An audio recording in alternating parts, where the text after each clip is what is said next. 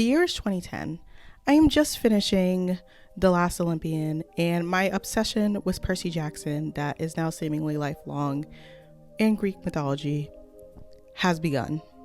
I look, they're releasing a live action of Percy Jackson. I must go see. So my mother, bless her heart, takes me on a crisp afternoon after my annual doctor's appointment to Regal Cinema to watch The Lightning Thief. And well, there, folks, is where I discovered something. Anna F. Chase was white, not black, amongst other things as well. Hi, my name is Tatyana, and I'm your melanated wise girl here. And today, we're talking about something that's totally beloved and not controversial at all. The Percy Jackson movies. Now, you may have seen a resurgence of these movies as, the show came out and, everybody either having a mixture of nostalgia or disgust or a bit of a mixture of both, especially as the show was compared to the movies, compared to the book, and it was this ever-ending loop cycle of people arguing back and forth for no reason. With any sort of book adaptation, there's going to be mixed opinions, right? There still even is mixed opinions about Harry Potter. I don't know much about Harry Potter. I'm not going to speak on it. There's a long documented history of the fact that the author himself, Rick Riordan, didn't have any say into these movies, just sold the rights, and it went from there. Look, I'm not the first person, nor will be the last person to compare the movies and the show and the books. And there are plenty of videos out there with reactions and reviews and what the movie didn't get right and book details and things of that nature. I wanted to contribute something new, and I was trying to figure out exactly what. And then it hit me. Misogyny. No, I'm not contributing misogyny. Hear me out. Okay. What I'm saying is, I personally believe, and I think something that is not talked about is the reason why these movies, both Lightning Thief and Sea of Monsters, don't work and aren't good adaptations. Well, other than not following the story, adding unnecessary scenes, getting rid of, important characters and story arcs and emotions, is the fact that they're, sexist and full of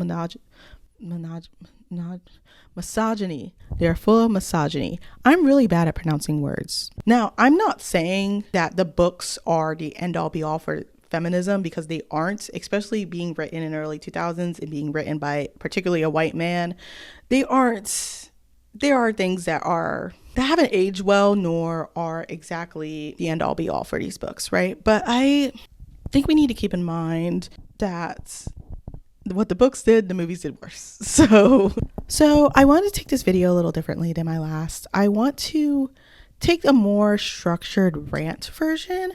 So while yes, I did research a little bit, I want to just talk through some of my points and some of my ways I believe that these movies were held down because of the sexism, and why I believe that the show in turn can change that.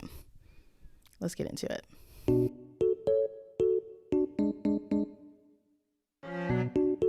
It's a Delphine Farm shirt. I really like it. I got it off Etsy. So if anybody wants, I'll leave a link in the description below. So The Lightning Thief 2010 was the first installment of the Percy Jackson movie franchise, of course, covering the first book in the series, The Lightning Thief. They aged up the characters. They are originally 12 in the books. They are 16 in the movie. The first big notable change, I think the movies sort of sets the tone for sexism, is the removal of Nancy Bobbitt. In the books, Nancy is more seen as a representative of how people treat Percy on the outside.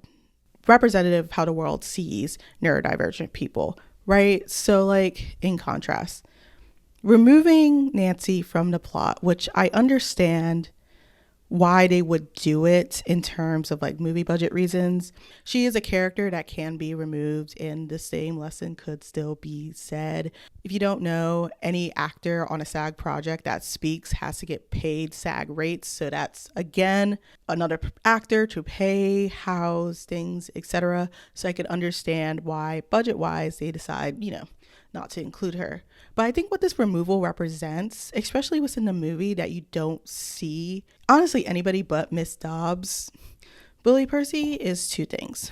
One, that it feels like Yancey Academy, he's just a normal student, a normal guy, which he never really was. So that's like a non-feminist sexist lens to think about. Also just demonstrates something that throughout the movies, particularly throughout movie 1, that I have an issue with, which is let girls be bullies without an ulterior motive. We'll see a little bit later on how their characterization of Annabeth, because of the fact that particularly Clarice is not in this movie, is more so I'm bullying you because I like you and not I bully you because I hate you. I fear we need to let people hate in 2025. Particularly, I fear we need to let girls hate boys and bully boys in 2025. It feels more so her removal as a way to be like, well, why would she hate him? Because she just does. Like, you can hate some people you just don't like. I think another problem with Lightning Thief, and I can only speak on it for Lightning Thief the movie because she's not in Sea of Monsters, is their approach with Sally Jackson. Sally Jackson is that girl. Like, she is a single mother who has to deal with a neurodivergent kid. On top of that, that kid is actually a demigod, and you gotta deal with the fact that one day he's gonna have to fight monsters and stuff.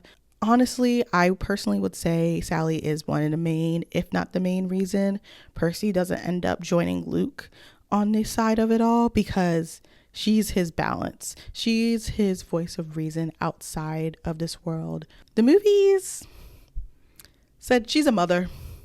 That's it. That's all she can be. She is not really doing much in the movies.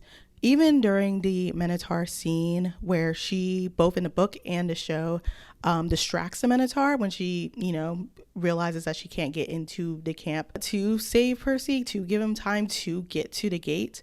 But in the movies, they just have her like stand there. It doesn't really give Sally the chance to showcase how, much of a badass she is. And it diminishes her character.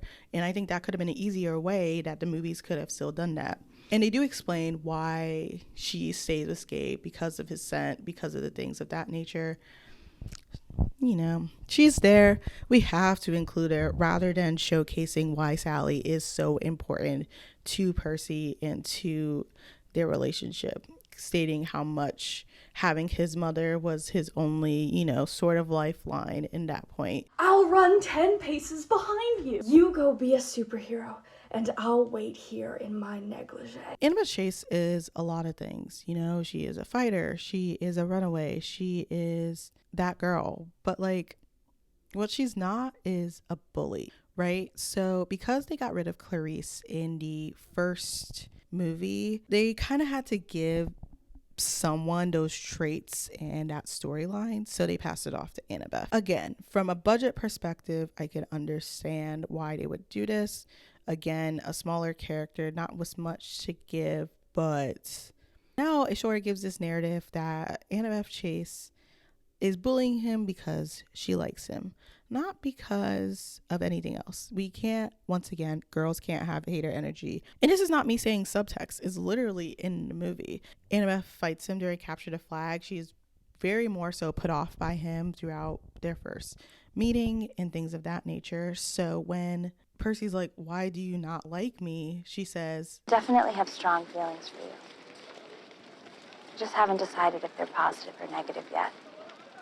Annabeth also gives not like other girls in this movie, but I think that's just obvious. And I think that's also just a nuance of this movie not only being written by a man, but a 2010s YA adaptation. That's the typical thing I fear at this point. So I'm not surprised at that nature, I think also we have to keep in mind that in this adaptation, it feels like Annabeth, who is an assistant in Percy's story, is only that. She is individually her own person, but it feels like she's more so there to just be an emotional dumping ground for Percy and for the Percabeth Tumblr blog moments, rather than be a complex character. For being the goddess of wisdom's daughter, she is kind of stupid in this movie. I fear when you have to have her always asking a male for something, it just becomes, again, this seeming like the girls can't really function by herself. They sneak off in the movie to go to the quest instead of, getting assigned the quests. they originally did. And they are having trouble figuring out how to get to the underworld. So, you know, I fear, at least in my mind, and I feel like in the book, Annabeth would like research this herself and let them know. But instead they go, let's just ask Luke. Luke knows everything. Luke knows all. We're going to ask Luke everything. It's not really established that they have a close relationship, but more so she looks to him because he's the camp leader in the movie, rather than the fact that they have a brother-sister relationship. Her going back to Luke and asking him questions feels more like you asking your counselor for questions, rather than someone who she considers a big brother asking him for advice. Annabeth doesn't destroy any monsters in the movies, in neither of them actually. She's always there for the assist, but she never kills them. Is either Percy, who always gets the monster or the villain at the end, or once Grover, but never Annabeth. Annabeth runs Medusa down, but Percy is the one to chop off her head. Annabeth might be the one to throw the Medusa head, but Grover is the one that stones it. Actually, I'm not 100% sure I was Annabeth. I did black out during that part. I wasn't paying attention. So if that's wrong, then sorry about that. My overall thoughts for The Lightning Thief and sexism and all that. I find The Lightning Thief to be, again, if it was not a Percy Jackson adaptation, a fun movie. It's camp. I mean, yes, doesn't include the little like meaning of Black best friend comedic trope. Yes, but Brandon T. Jackson does what he has to do. I'm sorry, he does what he has to do. He is one of the reasons why you can really get through this movie. His commentary, his comedic timing is just so good. Also, Logan is a decent Percy, so I'm like not going to harp on any of that. But I think overall what the movie suffers with, like I said, is its elimination of its female characters, because it feels like they are props rather than, complex characters. With that, let's get into the second movie, The Sea of Monsters. Another airplane. Do you feel like airplanes in the night sky are like shooting stars? I can get through the first movie, right? Like, I can enjoy it. I can sit down. I can have a laugh. I can, do the things that I have to do. Movie 2, I start questioning life. I start wondering if there is meaning to art when I think about movie 2, because what were they thinking? It's a different director. It's a different writer. What's first? They said, the last movie was sexist. We need to up the scale. Let's make it racist too. Because why do the Cyclopses have dreads? What were we doing? I just want to know who approved this. Also, one of the Cyclopses is CGI. Y'all CGI dreads to a white man? That's crazy. I personally am offended by that, especially when you're in a movie where you only have 1.5 Black women. And I say that because one of the Grey sisters is Black. And then, even though she is Grey, she is played by a Black actress. Black woman in the cast is literally a snake. It's Martha the Snake, who's voiced by Octavia Spencer. On top of all that, you gotta also be racist. I know the show isn't going to do it because, I trust the show's casting and team for the most part. And but if I see one dread, I can't even finish that sentence. Would you imagine? That's how you see a show. That's how you see him on my screen. That is all I'll say on that matter. So The Sea of Monsters, other than, the fact that they gave Tyson dreadlocks, we are introduced to another female character, Clarice. Well, she is a vital, part of this book and the movie itself and the plot. So they have to include her. Also, what's in this movie, they, I think, realize how much they missed from the books. So it was a lot of exposition of trying to catch up, book readers. They explained the whole Annabeth, Luke, Dahlia sort of thing. So with the addition of Clarice, it makes you wonder, can they write 2 female complex characters? Would you like to guess? You guessed correctly. The answer is no. Okay, they do okay. I'm being dramatic. Not really, but they try. Because, Clarice is a new foil and Annabeth and Percy have already squashed apparently every single beef that they have, and you have to come to terms of what now? How do you, separate these two characters? Which again is easily done in the books if had Clarice in the first book or didn't give Annabeth Clarice's personality. And in turn, I fear the movies give Annabeth just more of a, again, Percy's emotional dumping ground. They do in the movies, at least for Annabeth, give her, the whole Thalia plotline, how important it is to her. That's obvious throughout the movies. But also tension between Tyson and Annabeth. Annabeth is reluctant for Cyclopses because of her trauma in her past. So they do still give her that. I also think because of the fact that in the movies, Grover is wisdom for a majority of the first half, you've given less of Annabeth because now they have to balance 4 people in addition to 3 people. So a lot of the lines and things are still given to Grover and not Annabeth.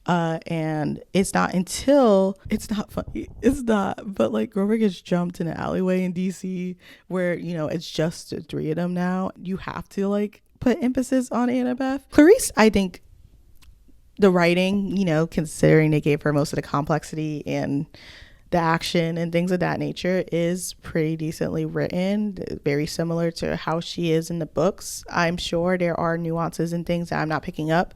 It has been a while since I read Sea of Monsters, so it feels more that she is a new camper rather than an old one. When it's Clarice, Annabeth, and Percy all in scenes together, Annabeth is definitely given the back burner in those scenes, other than being like, you go, Percy. I'll give him credit for the fact that Annabeth is the one that, discovers the fleece and gets that attention. Also, Stanley Tucci as Mr. D. Saving grace of this movie. Incredible casting. I loved him as Mr. D.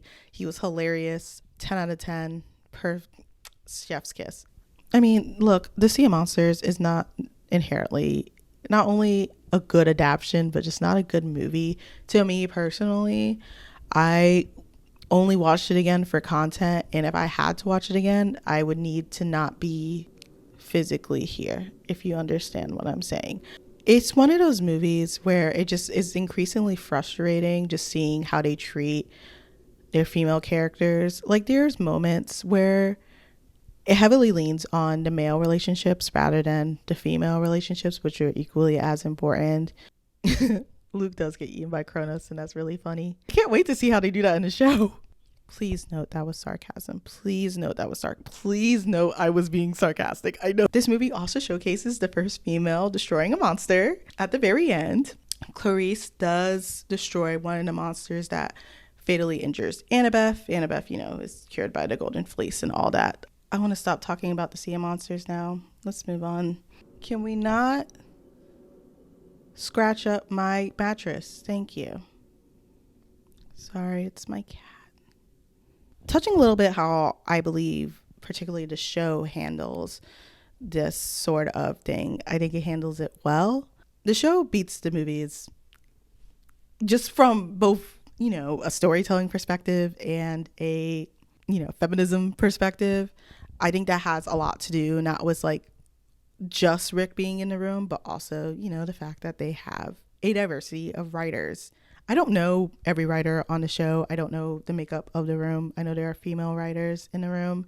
I'm hoping there is a black female writer, particularly a black writer in general, but particularly a black female writer in the room, especially since Annabeth in the show is black. It's being a black girl. There's a lot of different nuances to that the show will have to address and as we go on. Hi. Look, if you need, look, I am a screenwriter, Percy Jackson writers. If you're watching this, hi, like your work. I would love, to fit in. I'll review scripts. I'll be a consultant. I need to be paid, of course, because we need to pay, black women. But just let me know. Just DM me. We can talk. I do have a film degree if you would like to talk.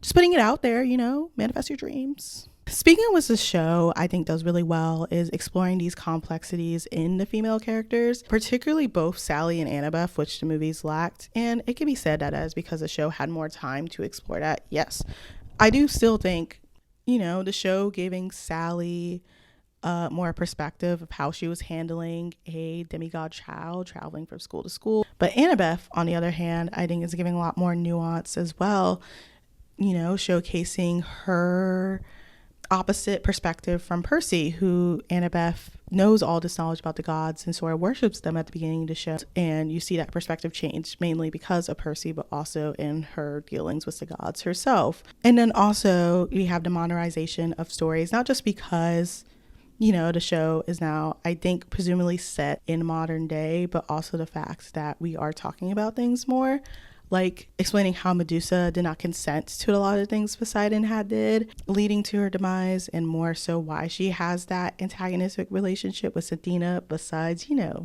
turning her into Medusa. I think they do sort of redeem their female characters to a point more so than the movies and even the books do. I think something that we need to discuss, I wouldn't feel right not mentioning, is the idea that the one person I feel like that does not get redeemed, maybe two, but particularly one person, is Athena, especially now that we know Athena is a Black woman. Even though Poseidon, ignoring Percy, does, eventually reconcile with him, Annabeth doesn't get that chance to reconcile with Athena, which, again, it's shown Athena more as the bad guy rather than the male gods who got a chance to sort of follow their word and sort of get that conclusion.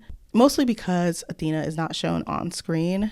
They are in danger of unintentionally participating in misogynoir, which is prejudice of Black women. I personally will not be able to confirm or deny that for sure until I see how they do season 2 with Athena seemingly being on screen. So it makes me wonder how they will handle that and handle that relationship, because at the end of the day, all the relationships the gods have with their children is really rocky and hard, and Annabeth particularly has a hard time dealing with it. But I'm hoping we see some sort of, not recollection, but some sort of understanding her story as particularly a Black girl. I'm trying my best not to interchange woman and girl, because Black girls are already adultified as it is. So I apologize if I've done that. Like I said, while I'm recording this, they are finishing up filming for season 2, so I have no knowledge of how they're handling certain things. There's not much about the story other than the log line that's been released, so who knows how this will go. Okay, I've been ranting for too long. Let's get to the conclusion.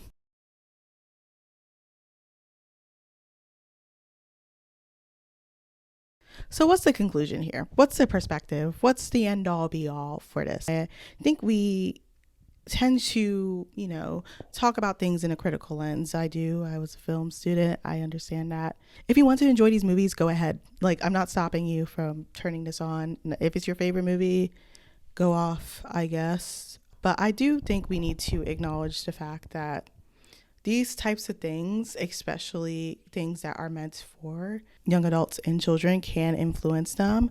These little nuances like sexism, like racism, are important to note. And I think it's important that we keep that in mind, especially as we go into 2025 in this media lens where we are seeing this loss of diversity and things in film. Even, looking back at those times, that's kind of how film was, but it doesn't have to be. And I think that continuing to talk about it can influence it not to be, in my brain, in my delusional brain, everything will work out in the end. I do also think there is a subsection of people that use these movies to not only justify their hatred towards the show, but also justify their hatred towards the cast of the show, who are minors. They're not 16 like they are in the movies. They are children and continue to be so. And I think we have to keep that in mind when we have that discourse online. Also, I think people use these movies as a way to be like, I like the movies, but I don't like the show because, it's a little more childish. Well, yeah, it's kids media. And I think it's okay to like kids media, nor does necessarily mean that it can't be nuanced. Something can be for children while also still having subtext. I mean, look at Bluey. Just because something is deemed kids media or more so suited for kids doesn't make it necessarily something that doesn't also inherit critique in criticism, but I don't think any media is perfect. And I'm not going to say anything's perfect just because it's a certain category, Black media, children's media, etc. I want to have high expectations for anything I watch, even whatever category that it is. My conclusion is, watch what you want, but also understand what you're watching, no matter what it is, has some sort of lens, has some sort of theme that it's showcasing. Whether or not that theme is good or bad is, up for you to decide. Thank you for watching my rants and watching this video. If you like it, please sure to like it and subscribe. Comment your favorite female and female identifying characters in Percy Jackson. Get it. Personally for me, of course, Annabeth, but also I love Hazel, who's in the Heroes of Olympus series, another Black girl. Let me know if you want me to do more videos like this, more unstructured rants. I'm a little nervous doing this video because it's not as scripted as my usual ones. I want to do a mixture of lighthearted and video essay videos on this channel. So please let me know if you have any ideas, particularly ones that relate also to Percy Jackson. Let me know, but also just any type of media content video. Yeah, what's that? Have fun, be wise, and consider the vibes. Bye, you guys.